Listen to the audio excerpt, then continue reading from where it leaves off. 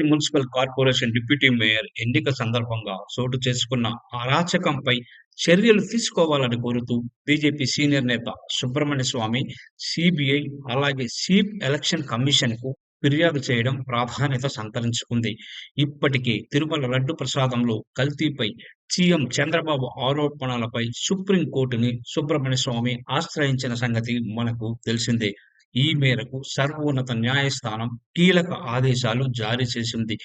ఈ నేపథ్యంలో మరోసారి తిరుపతిలో ప్రజాస్వామ్యాన్ని కూనీ చేసేలా అధికార కూటమి వ్యవహరించిందని ఆయన సిబిఐ జాతీయ ఎన్నికల సంఘం దృష్టికి ఫిర్యాదు చేయడం ఇప్పుడు చర్చనీయాంశమైంది.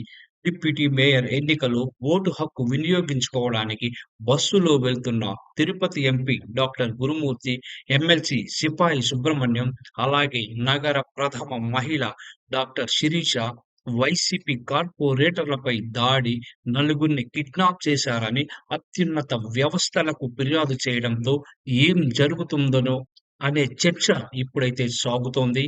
కనీసం రక్షణ కూడా కల్పించలేకపోయారని ఆయన ఫిర్యాదులో ప్రస్తావించారు. ప్రజాస్వామ్యాన్ని అపహాస్యం చేసేలా వ్యవహరించిన అధికారులపై కఠిన చర్యలు తీసుకోవాలని ఆయన కోరారు. మరోవైపు తిరుపతి ఎంపీ గురుమూర్తి కూడా ఇదే వ్యవహారంపై జాతీయ మానవ హక్కుల commission, Lok Sabha speaker, SC commission, కేంద్ర ఎన్నికల సంఘానికి ఫిర్యాదు చేశారు.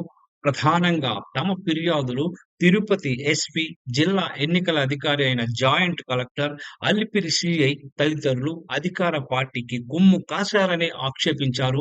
నిబంధనలను అనుసరించి కాకుండా అధికార పార్టీ నేతల ఆదేశానుసారం వ్యవహరించారని ఆరోపించారు. ఈ వ్యవహారాన్ని తిరుపతి ఎంపీ సీరియస్ గా తీసుకొని న్యాయ పోరాటానికి కూడా సిద్ధమయ్యారు.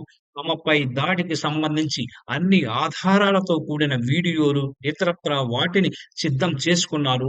భవిష్యత్తులో ఏమైనా జరిగే అవకాశం అయితే ఉంది.